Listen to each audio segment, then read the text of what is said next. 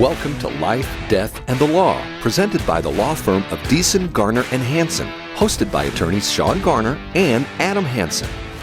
Welcome to another edition of Life, Death, and the Law. I'm Shawn Garner with Beeson, Garner, and Hansen. I'm sitting in studio next to my partner Adam Hansen and across the table from Cody Beeson. Good morning, gentlemen. Good morning. Buenos dias. So, Adam, I hear you have a new bestie, a new passion in life. You went to a Taylor Swift concert last weekend? Yes, I was baptized into the Church of Taylor Swift last week. I can see that because we share a YouTube account, and now every other video that pops up is Taylor Swift. I thought for sure, and I brought this up with my daughter last night over dinner. I said, Molly, did you get a hold of my account? Did you sign in?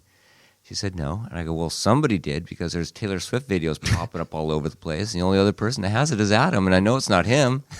Can't be him. Why you got to do me dirty like that in public? That's Listen. exactly what my daughter would say. Listen, I love how it's not like your teenage daughter, it's your partner in the law firm. what tends to happen when you attend a concert is you become a little bit more interested in that particular artist and you do a little bit more research, and that's what was happening. Yeah. I wanted to figure out, is she a good person or not? It is more fun to sing in the concert. You got to know the words. I get that. Oh my gosh, it was horrible. Not the concert. She's fantastic. Like, I give her, if you are not familiar with Taylor Swift, I mean, her concert was, I went to SoFi Stadium. It's right by LAX, and sold out. It's a brand new stadium for the Chargers and the Rams. They just built it, I think, a couple years ago. And beautiful stadium, brand new facility, and it was sold out the night I went, and that was the second night, and she's doing it for 6 nights in a row there in LA. Or she was last week, and so it was sold out. I think over 70,000 people, mainly teenage girls, but I was there as well. And So if you're a teenage girl or a pedophile, that's the venue for you. I was there supporting my wife. It was her Christmas present, and we've waited all these months to go. And I haven't waited; she's waited. And I just kind of went along. In fact, I was telling Cody, he asked how it was, and I said, it was great. It was really long. It's 3.5 hours, and I found myself just midway through, I just had to sit down finally and take a cat nap. I got a good 15-minute power nap in between the few songs. I mean, she comes out with a bang, and then it kind of lulls in the middle, kind of gets a little bit more subdued during the concert, and that's when I took my opportunity to take a nap. And then I was recharged and I was able to finish. But I give her props. I mean, 3.5 hour performance night after night. I mean, she is a workhorse. And she brings in, I was reading a few articles, I think it comes out to about 12 to 13 million a night net. She's pretty generous, though. And, of course, that's a lot of money. And it's easy, we think, those of us who don't have that much money, to be generous when you have a ton of money to give it away. But it's human nature. The more you get, the more you want. And I've heard that she's been giving away quite a bit to not only the staff that works for her, above and beyond their contracts, but to charities all around, millions of dollars that are being generated from these concerts. So that's a nice thing. I hear enough of her music on boat trips that I think I've got my fill. But yeah, and I mean, it is what it was. I mean, it was fun. I probably will never do that again. But it was fun to be there with my wife and experience that. And she is a true showman. I mean, it was fun to watch for 3.5 hours.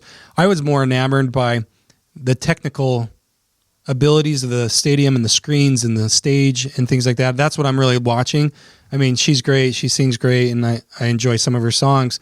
But I was really watching like the panning of the angles and the behind the scenes. That was really interesting to me for this huge stadium and the idea of it all being orchestrated and moving, all these moving parts. That was what was fascinating to me. I like to watch that. We were all given wristbands with LED lights, and after the fact, I didn't realize this, but they were sitting on my chair when we got there, and during the concert, sections would light up in a particular way, so they weren't all calibrated the same. And I was like, man, do they know? They must know where we're sitting because our bands are lighting up a different color than, say, the people on the other side of the stadium, and all in unison and coordinated. It was like over there, the big old section was red, and over here is purple. But it was like lickety split. It was within a few seconds changing, and and all these things. And later on, when I did some research, my wife was showing me this video, how they do that. It was just pretty incredible. And the technology that they use to do all that, they didn't know where I was. They were using like an infrared light that they can shine like a spotlight on the crowd in certain areas, which will tell that wristband reacts in a certain way. So that made me happier that they didn't know who I was and where I was sitting, because those wristbands, even when we got home for another 2-3 days, they were still lighting up. And I was like, oh man, are they tracking me? When she was doing another concert? Yeah, well, they just didn't shut off. And I couldn't figure out how to shut it off. Oh. Yeah, and her concerts were continuing. They just were always on. And I'm like, oh man, is it like a beacon to the Taylor Swift government? Yeah. I don't know. Yeah, they're going to round you all up and send you off to an island of Swifties. Well, she is generating quite a buzz, and she's bringing a bucket ton of money, so that's good. They say that she brings in, I think, close to $1 billion anywhere she goes in the United States. That's amazing. That's incredible. And this tour alone is going to bring her in, they say, well over $1 billion. Mm-hmm. Never been done in the history of an artist. She should be president. Yeah. I was thinking, as I'm reading all these numbers, like, she is keeping the president afloat, but for his economy. I mean, Taylor Swift alone is keeping him afloat. Yeah, at least we give our money to her voluntarily. Yeah. And that was another thing. Like, I give her props for her work ethic, what she's doing. And another issue that she came, I don't know how familiar you are. I don't know why we went down the Taylor Swift rabbit hole, but you went there. So let's go there. Okay. Another thing, I don't know how familiar you are with this, but many artists do not own their own music. Are you aware of this? I'm aware of the rights obsession of Taylor Swift's music and her writing ability. Okay. So any artist, if you pick an artist, Michael Jackson, Queen Latifah, Taylor Swift, they do not typically own the rights to their own music. Those copyright rights are owned usually by a studio, and the label that promotes them, right? Yeah, most of the time. To Taylor, that was a big deal. She wrote her music. All that music she wrote with collaboration a lot of times, but it is her music, and that's her passion, is to write music. And over the course of these decades, it came to the point, and she always made this known, is what she's saying. She always made this known. I want my music. I want rights to my music. When they become available, I want to be the first person to buy those. And I think they came available, do you know, Cody, maybe 2015 or something like that, maybe 2009. I can't remember the time frame. But the rights to all of her music, her past music, became available to the public market, where the person that owned it was now going out and finding a fair market value purchaser of those copyrighted songs, and which is all of them. I mean, it's an album of over 40-something songs. And this man that had the rights to them, he skipped over her and sold them for like hundreds of millions of dollars to an investment firm, which is typical. Yeah. And she was very upset by that, because she wanted to own her own songs, and she had made that known. And I might not be getting this story exactly right, but I think it's pretty close. Yeah, $300 million is what. When was that? In 2019. Oh, yeah. So relatively recently. Yeah. And so she made that known publicly. She's like, hey, what the heck? I got stiffed. I told you I would buy these, and I would pay that price of $300 million, whatever. This is my songs. I want them. No, it's a tragedy. It's a tragedy that she was unable. Is that sarcasm in your voice? That the free market system works? She wasn't even given the opportunity. She wasn't allowed to participate. She was like cut out of the deals. Now I'm on his side. What's going on? Mine or Shawn? Your side. Taylor Sean's Swift. about to fall asleep here. I'm having a hard time sympathizing with somebody that generates $1 billion at a show. Well, she wouldn't probably be able to do that but for what she did. So what does she do? Okay. Which has never been done before by an artist. She said, well, those are my songs. I'll just do it again. I'm still alive. I'm going to go back and I'm going to re-record them under my own personal label that she creates, and I will own them. So because her fan base is so large, everybody deleted their old songs of Taylor Swift and downloaded the new versions that she re-released under her own name. So if you see a song, it'll be like the title of the song in parentheses, and behind it, it'll say Taylor's version. because there's such a mass following, and everybody's like, yeah, she's sticking it to the man.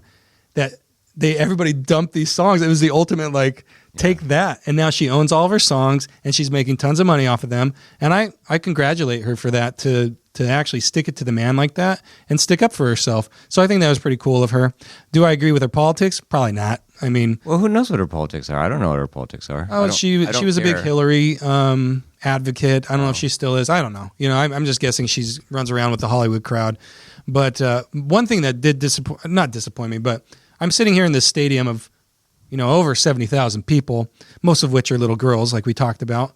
And my brother turned to me. He's like, she could say, slit your wrists right now, and we would be bathing in blood, because they are so fanatical about her and their support for her that they will do anything that she says. And I thought to myself, that's really dangerous. It's a dangerous concept to have an individual hearkening to a fallible person. Yeah. Because Taylor Swift is not perfect. As much as you think she is not. I mean, I like to think she is after watching YouTube video after YouTube video. She's pretty close to perfect, but she's not. Our channel with And now- Taylor Swift. Now Sean's She's watching. not. And when I place my confidence in that individual, and then she does something like, I don't know, she stands up for wearing face masks or says, hey, you need to be vaccinated another 5 times, then that populace is like, oh, Taylor said, and that is their God, and then they're going to follow that. Okay, so here's where I am going to jump in on her behalf. I think that's totally acceptable, because where I don't think it's acceptable is for the government to do it, right? Elected officials to come in and just because they're elected, they ought to all of a sudden have all the power and knowledge.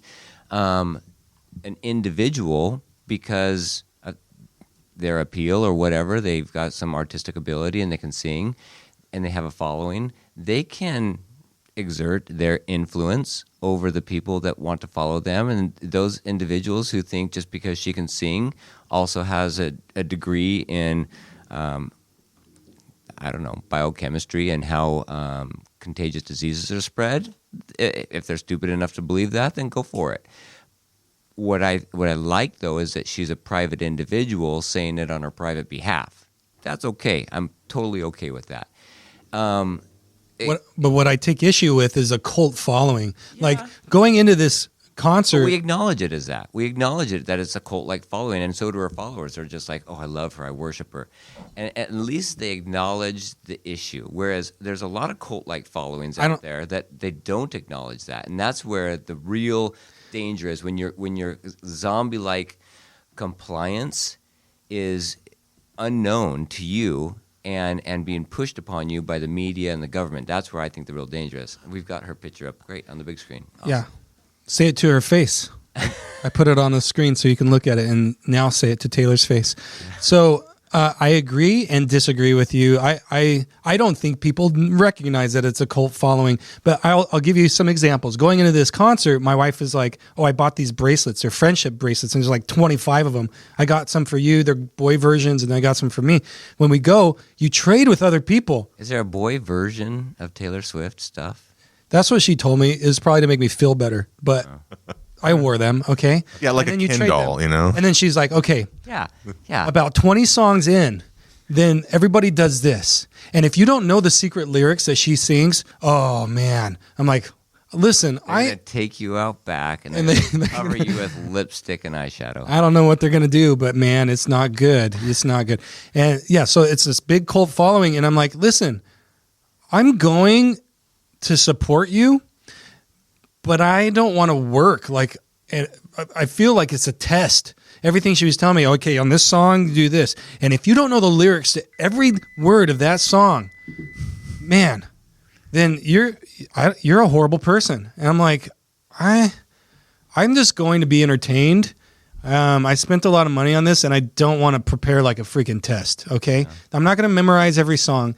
And the bad thing about it was, like, she was great, but I could barely hear her because all these girls around me were screaming the lyrics. They weren't even singing. Like, sing nicely. Sing along, but they weren't singing. They were just screaming the words. And I'm like, I can't even hear Taylor. Yeah. I can't imagine teenage girls would react that way. But the good news was like, I was thinking halfway through, I'm like, it's okay. This is a 3.5 hour concert. They're not going to be sustainable. Like, they can't sustain that. And so, sure enough, shortly thereafter, I didn't hear them. They were gone. They blew out their voices. And I was like, "Hey, the time has come. Oh, the youth of today." Okay, well, that was great. We're going to take a break and come back. Coming up, more thought-provoking conversations on life, death, and the law right after this.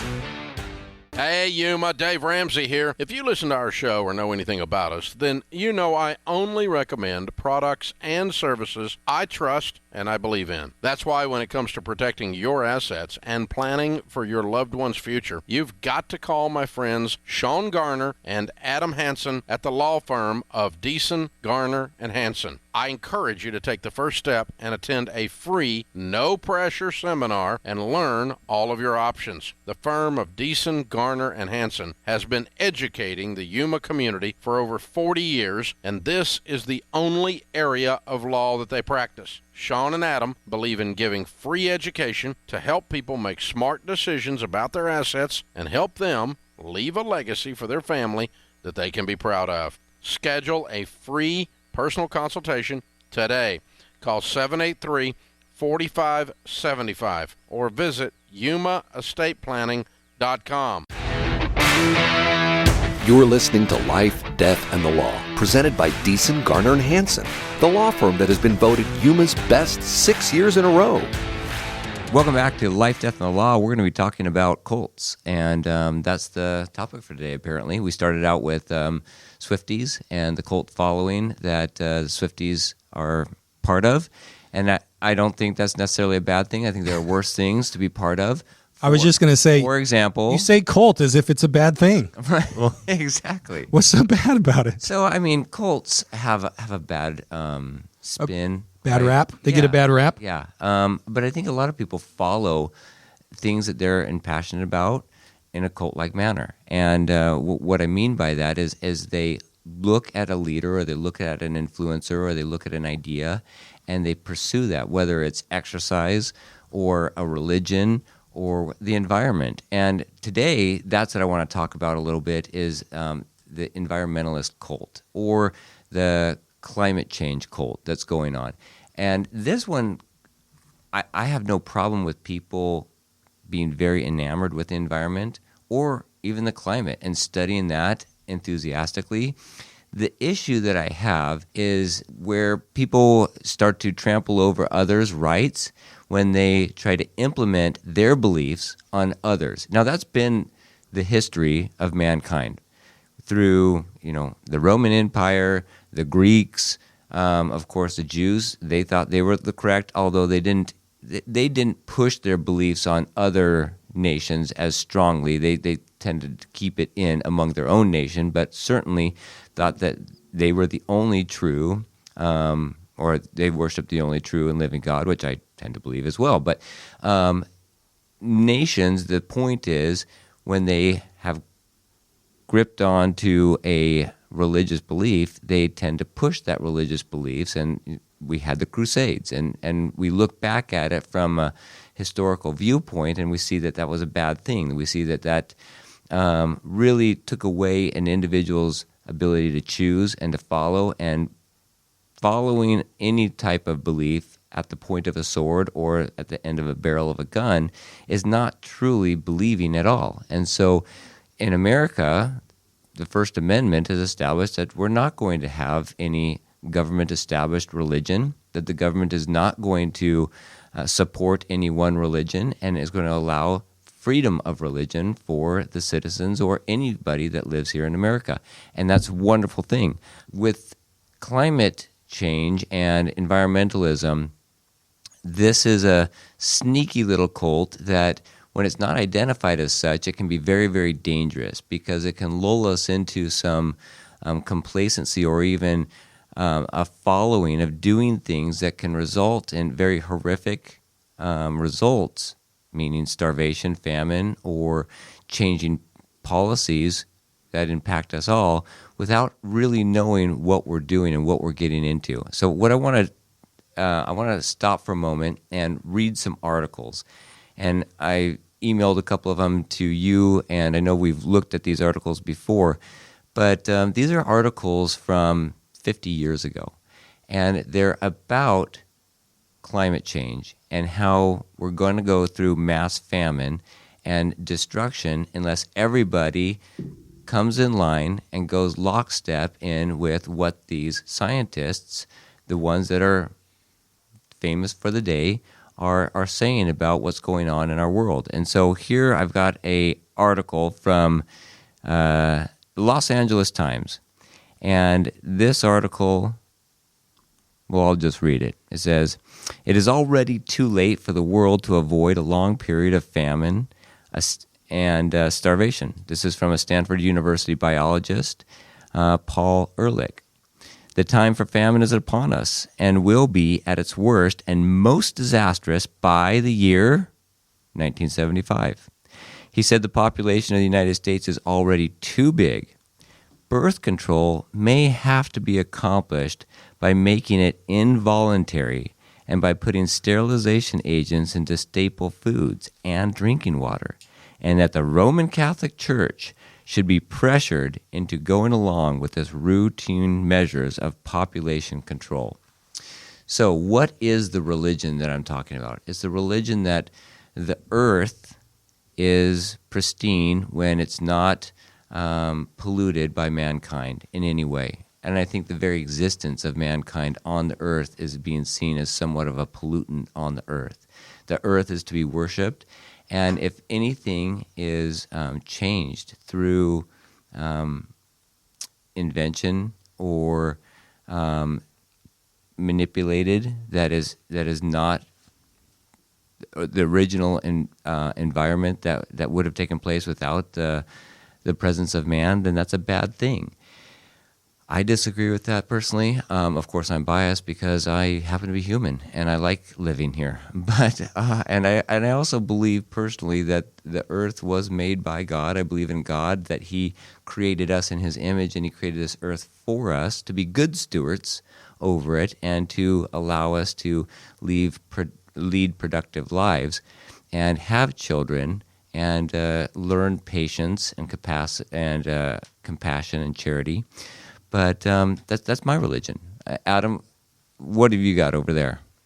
Yeah, so you sent us these different quotes and asked me to pick one of them. The one that I chose was from June 24th of 2008. This was an article in the AP Science, and the headline says, NASA scientist says we're toast.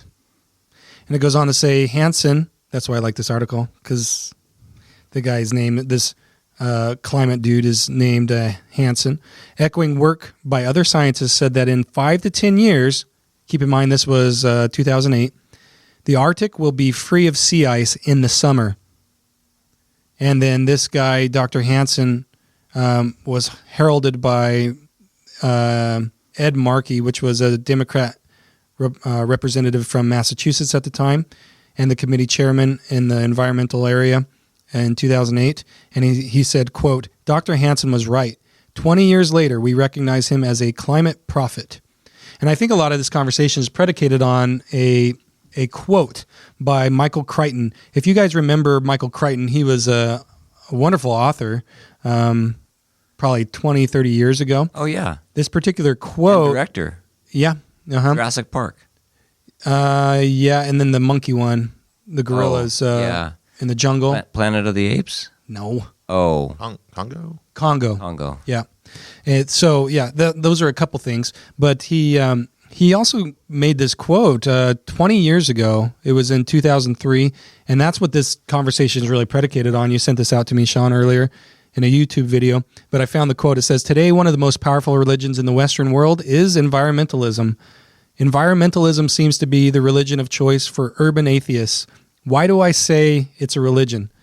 Well, just look at the beliefs. If you look carefully, you will see that the environmentalism is in fact a perfect 21st century remapping of traditional Judeo-Christian beliefs and myths. There's an initial Eden, a paradise, a state of grace, and a unity with nature. There's a fall from grace into a state of pollution as a result of eating from the tree of knowledge, and as a result of our actions, there is a judgment day coming for us all. We are all energy sinners, doomed to die. unless we seek salvation, which is now called sustainability. Sustainability is salvation in the church of the environment, just as organic food is its communion, that pesticide-free wafer that the right people with the right beliefs imbibe. A really interesting concept of as he ties that to traditional Judeo-Christian beliefs and that belief system that they have.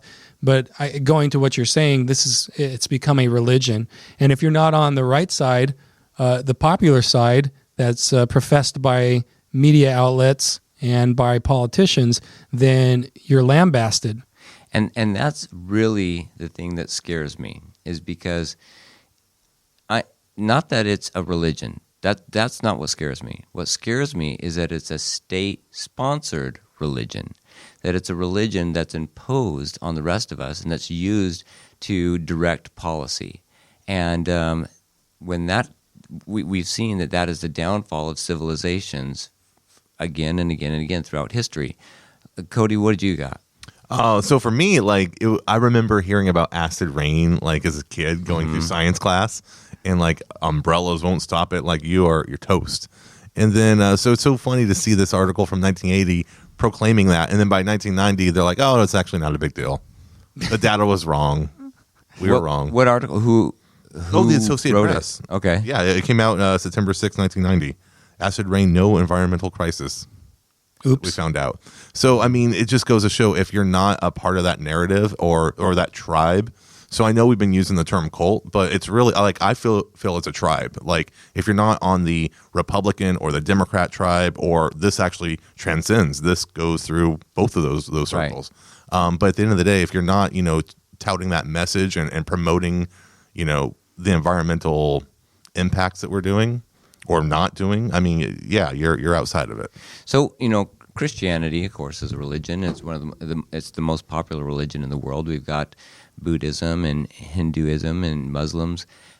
So all these religions, I think that they're great, honestly. I think that following God is a very good thing. It gives you purpose to life. It makes you look outside yourself and become part of something bigger than yourself. All of these religions have zealots. Christianity, they had a zealot movement, and they want to impose their beliefs on others and created horrific crimes in doing so. And so you got to realize when it is a religion and when it's going past what religion is intended to do, and that is bring you closer to God, and whether or not that's a good thing or a bad thing, and also whether or not the government ought to get involved. And in this case, we've got this religion where the government is certainly involved. They're taking our money to support these religious endeavors in this religious narrative. For example, we had the Green New Deal, which took $2 billion and attributed it. That was the initial Green New Deal. Then there was an initial $40 billion after that. But it was to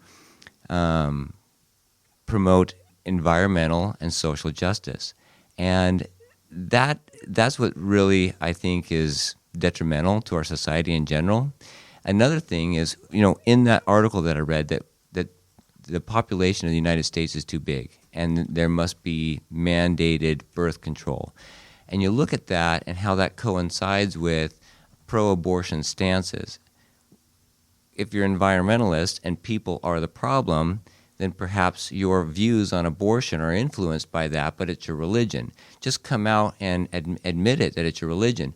If you don't admit it, that it's your religion, or you're hypocritical about it, then that's when I get to be a little bit put off about the whole movement. For example, if you say this whole Stop Oil Now, is that what it's called, this movement in Britain where they're holding up these banners and they're stopping traffic on highways and freeways, and nobody can get to their work or to funerals or to wherever they're going, and it's really causing a big problem.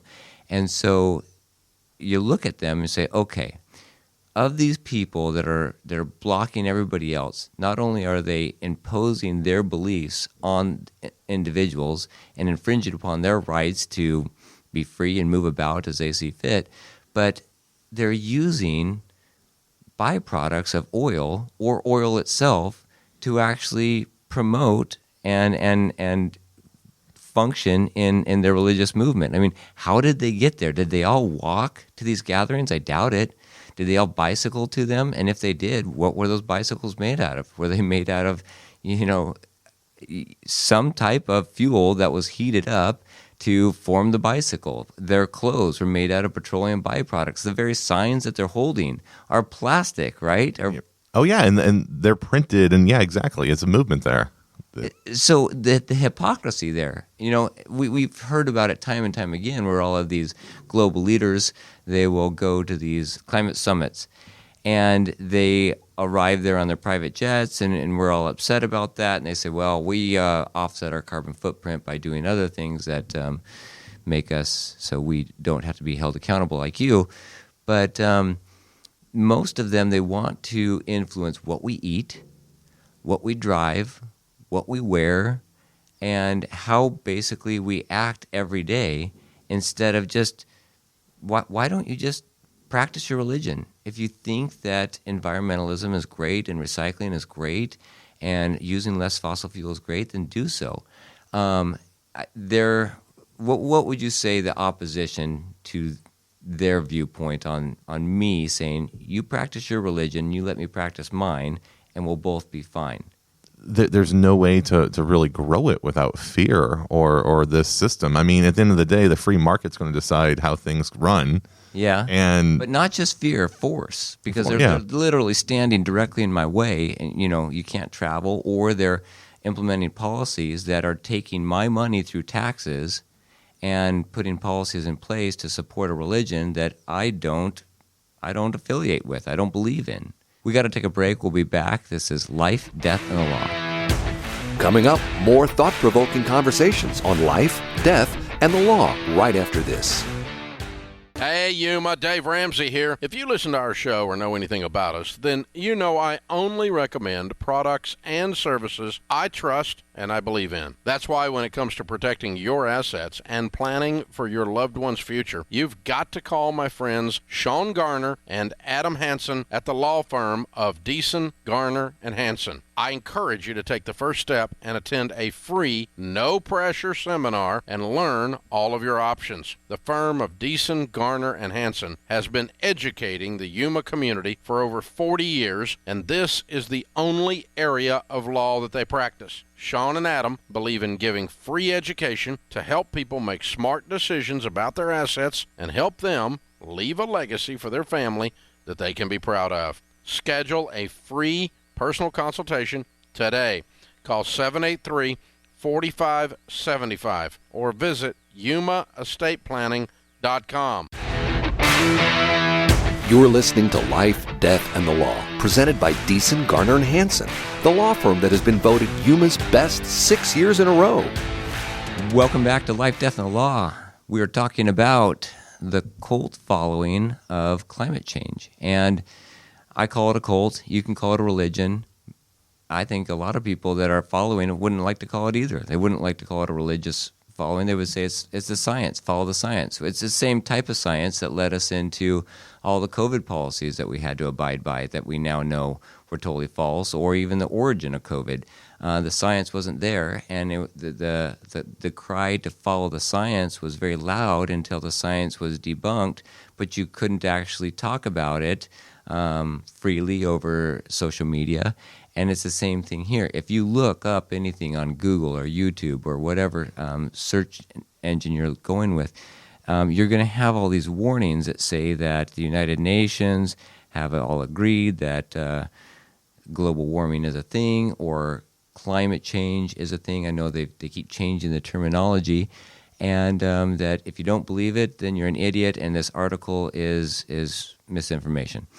Okay, great. Get past that, and then you can tend to read the article, but we don't know how many articles out there that are suppressed, and that's really the point. Is they say 98% of scientists agree that the Earth is warming, and that human activity is contributing to it, and if we just stop doing what we're doing as far as burning fossil fuels, then everything will be green and luscious, and we'll be fed and happy, and we'll live in harmony together. the reality of it is, if we stop burning fossil fuels, we can't produce as much food, not nearly as much food. We produce 1,000 times more food with one person now than we did just 150 years ago. And 1,000 times. And we're not using slave labor to do it. Yes, right. I think the humanitarian issue comes into play here.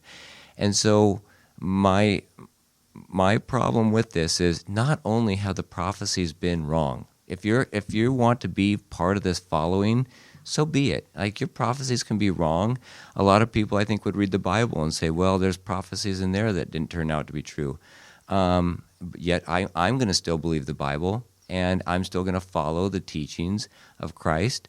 I don't believe that the prophecies didn't come true. I think maybe our interpretation didn't come true. But there's these prophecies. I mean, I could look up dozens right now that say that there's going to be mass famines and millions will die because of global warming. There's other articles that will say millions will die because there's going to be a new Arctic age and a freezing.